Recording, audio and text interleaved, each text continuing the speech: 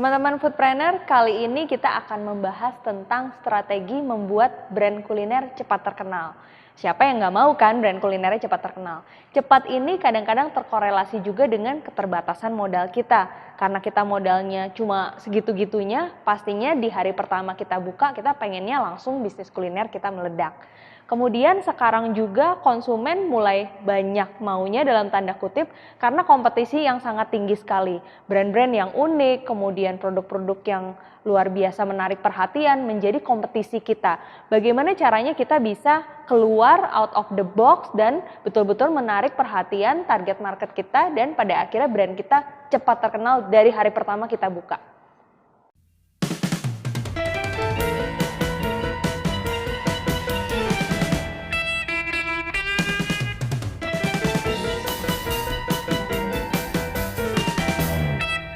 Membuat brand kuliner cepat terkenal terkesan tidak memiliki pola. Jadi banyak orang yang bertanya gimana sih supaya brand kulinernya tiba-tiba langsung terkenal? Mereka pikir itu sulap atau banyak orang yang bilang tiba-tiba. Tapi sebetulnya tidak ada yang tiba-tiba dan tidak ada yang namanya sulap. Karena bagaimana caranya supaya brand kuliner bisa cepat terkenal itu sangat jelas ada polanya. Pola tersebut bisa kita lihat dari yang namanya snowball effect yang telah saya gambarkan di samping ini. Saya akan awali penjelasannya dengan inti atau bulatan yang paling dalam yang saya kategorikan sebagai branding. Salah satu faktor brand kuliner bisa cepat terkenal adalah ketika konsep branding yang disusun itu menarik perhatian. Apa aja sih konsep branding yang sangat mempengaruhi daya tarik dari target market kita? Kita breakdown menjadi beberapa hal berikut. Yang pertama adalah pemilihan nama. Pemilihan nama dari sebuah brand sangat menentukan eye-catching atau tidaknya si brand kuliner tersebut. Sehingga teman-teman harus memastikan nama yang dipilih tidak asal atau nama yang dipilih itu memang betul-betul sesuai dan relevan dengan target market kita. Elemen yang kedua dari branding itu adalah logo. Logo yang dibuat tidak boleh asal, tapi memang logo yang dibuat harus sesuai dengan konsep dan relevan dengan target market kita. Apa yang ada di logo biasanya ada icon dan ada tulisan. Jadi kadang-kadang icon yang unik dari logo yang kita buat menjadi salah satu elemen yang bisa memudahkan kita untuk menarik perhatian target market kita. Kemudian yang ketiga dan keempat dari elemen branding adalah desain yang melekat pada produk kita. Contohnya, apabila kita memiliki produk kuliner, saat ini yang namanya desain kemasan sangat-sangat mempengaruhi. Karena habit konsumen kita saat ini, mereka tidak hanya makan dine-in, namun mereka juga seringkali membawa produknya untuk dimakan di luar atau take away. Atau sekarang sangat banyak sekali produk-produk yang dikonsumsi melalui GoFood. Jadi desain kemasan menjadi elemen desain tersendiri yang membantu brand kita untuk bisa menarik perhatian. Atau contoh lainnya lagi adalah desain tempat. Karena banyak banget tempat-tempat atau brand-brand kuliner sekarang yang booming atau naik jadi hype karena desain tempat mereka yang unik. Sekarang orang-orang mencari informasi kemana mereka pengen hangout, kemana mereka pengen kuliner, itu dari media sosial seperti Instagram. Dan salah satu yang menarik perhatian di dalam konten Instagram adalah tempat-tempat yang unik. Karena semua orang jadi ingin datang ke sana karena foto-foto dari desain tempat kita menjadi word of mouth di social media. Elemen yang kedua dari snowball effect ini adalah produk jagoan. Jadi yang saya maksud dengan snowball effect ini adalah apabila kita telah memenuhi syarat di inti yang pertama, kemudian kita juga memenuhi syarat di inti yang kedua, maka gaung dan efek dari brand kuliner ini menjadi semakin cepat terkenal ini semakin berpotensi lebih besar lagi. Contoh, apabila kita brandingnya sudah menarik, kemudian produk kita jagoan banget, itu akan membuat potensi brand kuliner kita lebih cepat terkenal lebih besar lagi. Produk jagoan yang saya maksud, kita bisa breakdown menjadi beberapa hal berikut. Yang pertama adalah enak. Karena kita berbisnis kuliner, salah satu syarat bahwa bisnis kita bisa sustain adalah saat produk kita enak. Produk kita enak, memang kita harus melakukan pengecekan lagi ke target market agar produk kita dikatakan enak memang relevan. Bukan enak berdasarkan kita sendiri atau hanya dari keluarga kita saja. Produk yang enak bisa kita tes langsung ke target market pada saat kita melakukan proses launching produk. Produk yang enak itu sendiri bisa menjadi bahan ataupun konten yang membuat brand bisnis kita menjadi omongan orang. Yang kedua, yang juga berpotensi untuk menjadi word of mouth dari produk kita adalah apabila produk kuliner kita adalah ekstrim. Kadang-kadang teman-teman lihat nih beberapa produk-produk kuliner yang booming di online itu menggunakan strategi ekstrim. Apakah coklatnya banyak banget sampai lumer-lumer, atau kejunya banyak banget sampai ditarik bisa panjangnya 5 meter gitu misalnya. Atau misalnya cabenya pun ekstrim banget sampai betul-betul di foto itu warnanya merah semua, kemudian yang makan juga sampai ekstrim pedesnya. Jadi salah satu elemen yang bisa menjadi rekomendasi untuk produk jagoannya teman-teman adalah ekstrim. Di antara dua ini, enak merupakan syarat utama, sedangkan ekstrim merupakan salah satu alternatif strategi yang bisa kita gunakan. Contohnya adalah bisa ekstrim pedas, atau ekstrim banyak dalam kategori porsi, atau ekstrim-ekstrim yang lain teman-teman bisa tentukan lebih lanjut. Kemudian elemen ketiga dari snowball effect ini adalah konten komunikasi. Karena pasti teman-teman juga pernah menemukan case study di mana sebetulnya brandingnya biasa aja atau produknya juga ya oke lah pernah lihat di tempat lain. Tapi konten komunikasinya luar biasa banget sehingga menciptakan satu gaung yang juga luar biasa. Jadi bahan omongan orang, kemudian banyak orang yang ingin mencoba dan setelah mereka datang mereka puas, mereka pun merekomendasikan. Detail dari konten komunikasi ini kita bisa breakdown menjadi 3 hal. Yang pertama adalah foto yang bagus. Syaratnya adalah karena kita sekarang berkomunikasi di era sosial media, salah satu bentuk dari komunikasi yang paling utama adalah dalam bentuk foto. Dan karena kita berbisnisnya bisnis kuliner, jadi ini adalah syarat yang utama banget.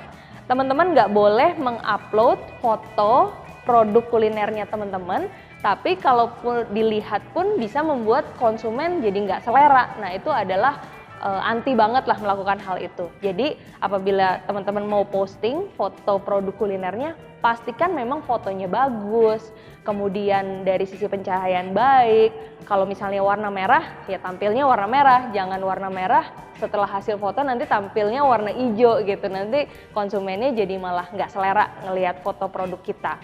Kemudian yang kedua, itu adalah desain yang bagus.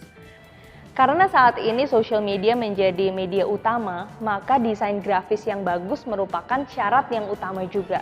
Untuk mendapatkan desain grafis yang bagus saat ini tidak terlalu sulit. Paling ideal adalah saat tim marketing dari bisnis kuliner teman-teman memang memiliki desainer grafis secara in-house.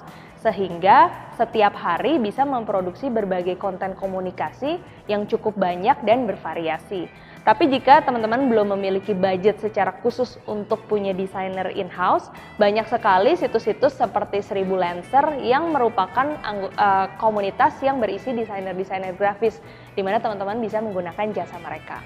Jadi, desain grafis merupakan salah satu syarat untuk menciptakan konten komunikasi yang menarik. Dan yang ketiga adalah kolaborasi.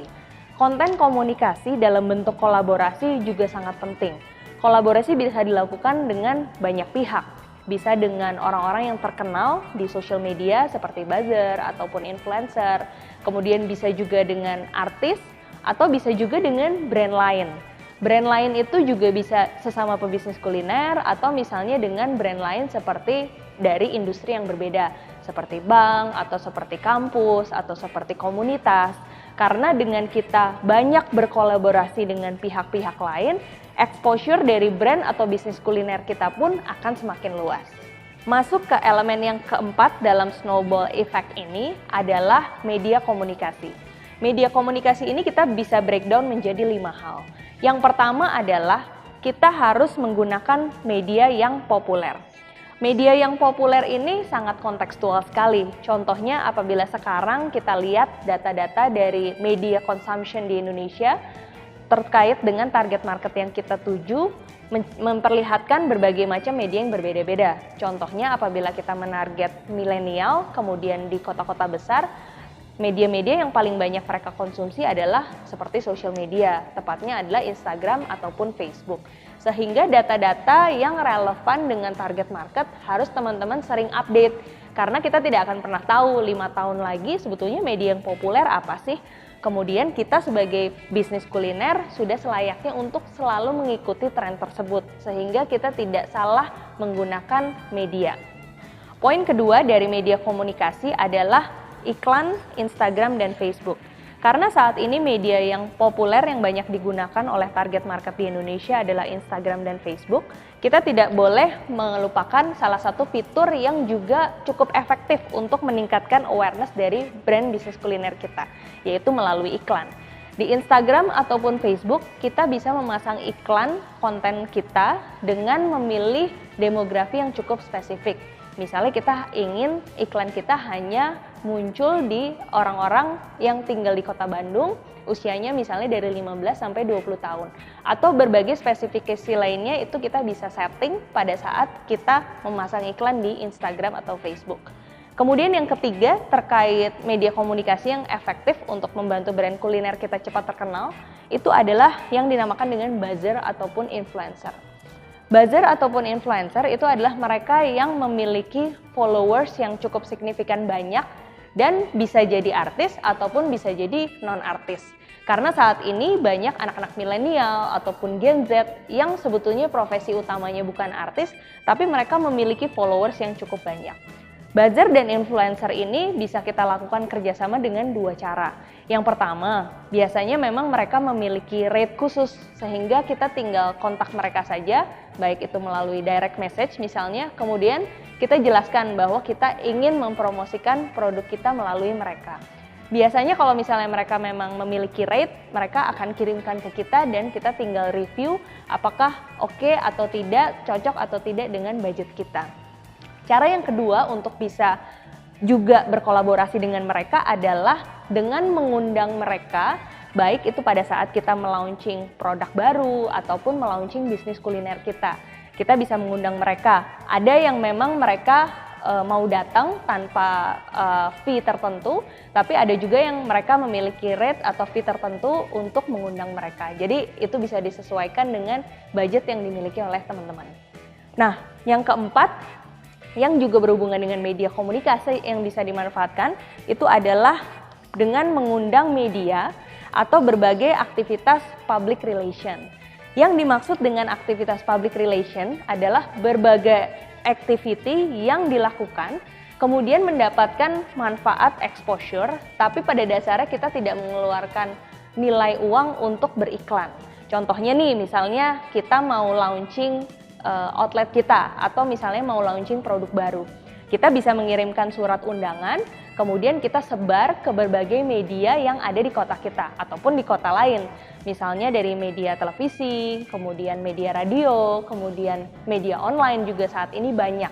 Karena teman-teman media pun sebetulnya memang mencari berita, jadi biasanya pada saat kita undang, mereka pun akan tertarik datang. Kita tidak perlu melakukan pembayaran tertentu ataupun rate tertentu, tapi kita perlu menyediakan budget untuk melakukan komplimen karena pada saat kita undang ke mereka ke tempat kita, tentu kita pengen mentraktir mereka dengan produk unggulan kita agar produk unggulan kita mereka review dan mereka sebarluaskan melalui media mereka masing-masing. Dan yang terakhir yang tidak kalah pentingnya di dalam media komunikasi adalah kenalan. Sebagai pebisnis kuliner, itu udah wajib banget kita punya network yang luas. Udah wajib banget setiap minggu atau setiap bulan kita memang memiliki agenda untuk networking. Sehingga kenalan yang kita punya pun akan semakin luas dan semakin luas. Karena kenalan yang kita punya merupakan salah satu media komunikasi yang bisa kita gunakan untuk membantu brand kita cepat terkenal.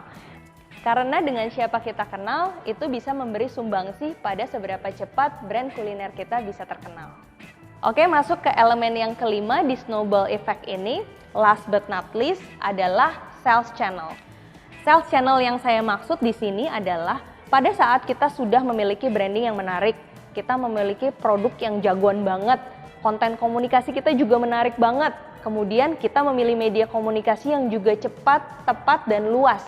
Tapi masalahnya pada saat orang-orang ini memiliki keinginan untuk membeli, nah mereka bisa mendapatkan produk kita dengan mudah atau tidak. Karena pada saat kita sudah sukses melakukan tahap 1, kemudian tahap 2, tahap 3, hingga tahap 4. Tapi saat konsumen kita ingin membeli dan mereka sulit menemukan atau bertransaksi di tempat kita, semuanya akan sia-sia. Maka sales channel di sini sangat penting sekali. Sales channel di sini akan saya jelaskan menjadi 6 hal. Yang pertama adalah produk yang kita miliki ini harus mudah didapat. Sales channel yang kita pilih itu bisa online, bisa offline. Contohnya untuk online, apakah kita jual di Tokopedia, kita jual di Bukalapak, atau kita punya e-commerce sendiri. Contoh lainnya di offline, apakah kita dengan sistem agent atau kita memiliki outlet kita sendiri. Jadi sales channel yang kita tentukan harus sesuai dengan karakteristik produk kita dan sesuai dengan model bisnis yang dari awal memang sudah kita konsepkan. Sales channel untuk elemen yang kedua itu adalah terkait strategis atau tidaknya. Hal ini terutama terkait dengan apabila model bisnis teman-teman adalah bentuknya outlet. Apabila teman-teman model bisnisnya adalah bentuknya outlet, pastikan bahwa lokasi dari outlet tersebut strategis. Karena lokasi yang strategis sangat menentukan brand kuliner teman-teman bisa cepat terkenal. Pertama sudah pasti karena traffic yang lebih banyak sehingga lebih banyak orang lagi yang melihat. Dan yang kedua, apabila konsumen kita telah terbangun awareness-nya melalui Instagram dan mereka ingin datang, mereka tidak kesulitan untuk mencari lokasi outlet kita. Kemudian poin ketiga terkait GoFood, saat ini sangat tinggi sekali habit customer atau target market kita untuk membeli kuliner melalui GoFood. Jadi teman-teman harus pastikan agar konsumen kita mudah untuk bisa mendapatkan produk kita perlu ada available di GoFood. Available di GoFood pun banyak strategi yang bisa kita lakukan. Seperti kita harus memastikan bahwa foto produk kita di GoFood pun menarik. Informasinya pun lengkap. Produk yang kita jual pun perlu kita cek lagi ketersediaannya dan kedetailannya agar apabila konsumen memang mau membeli produk kita melalui GoFood, mereka mendapatkan informasi yang menarik dan benar. Kemudian yang keempat, terkait tingginya habit konsumsi melalui online, online store bisa dijadikan sebagai alternatif sales channel. Tentu kita harus sesuaikan dengan produk kuliner yang kita miliki. Apabila produk kuliner yang kita miliki bisa dijual melalui online, sangat mungkin sekali kita membuat online store sendiri ataupun membuat produk kita available di berbagai e-commerce yang tersedia dan populer di Indonesia, seperti Tokopedia ataupun Bukalapak. Poin kelima dan keenam terkait sales channel berhubungan dengan repetisi. Apabila brand bisnis kuliner teman-teman telah dicoba oleh konsumen untuk pertama kali, sebetulnya jangan senang dulu karena pengalaman pertama inilah yang akan menentukan seberapa luas si snowball effect itu. Poin 5 contohnya, apabila layanan yang mereka dapatkan saat bertransaksi pertama kali itu cepat terkait dengan speed, kemudian mereka akan puas, tentu mereka akan sangat mengapresiasi dan hasilnya adalah mereka akan datang lagi dan yang paling memberi efek pada snowball effect ini adalah mereka merekomendasikannya ke teman-teman mereka. Dan yang keenam masih terkait dengan repetisi adalah terkait layanan. Sama dengan poin kelima di mana first experience ini sangat penting sekali. Kualitas dari layanan, baik itu offline saat kita memiliki store ataupun kita online, berbagai fasilitas seperti pengiriman, kemudian pembayaran, itulah yang menentukan pada akhirnya kepuasan dari experience pertama pelanggan kita. Jadi apabila kita layanannya cepat, kemudian layanan juga memuaskan, kemudian menimbulkan impresi yang sangat baik dan positif, menciptakan keinginan konsumen kita untuk datang lagi dan merekomendasikan. Jadi itulah dampak dari apabila kita memenuhi poin keenam yaitu sales channel, sehingga bulir dari snowball ini akan terus meluas. Dan pada saat kita memenuhi kelima elemen tadi, dari mulai branding yang bagus, kemudian produk jagoannya kita penuhi, konten komunikasinya menarik, kemudian media komunikasinya yang kita pilih juga tepat, dan saat orang mau membeli tidak ada barrier lagi dan pada saat mereka mengkonsumsi mereka puas sehingga mereka merekomendasikan ke teman-teman kita. Disitulah hasil dari brand kuliner di hari pertama teman-teman bisa cepat terkenal akan terwujud. Oke teman-teman foodpreneur, itu tadi gimana caranya membuat brand kuliner cepat terkenal. Jadi setelah mengikuti e-course ini, teman-teman nggak boleh menganggap lagi kalau ada bisnis kuliner yang langsung terkenal itu adalah sulap, tapi melalui model dari snowball effect ini, teman-teman bisa praktekin langsung dari elemen pertama sampai elemen kelima. Oke, saya Stephanie Kurniadi, thanks for watching my foodies class.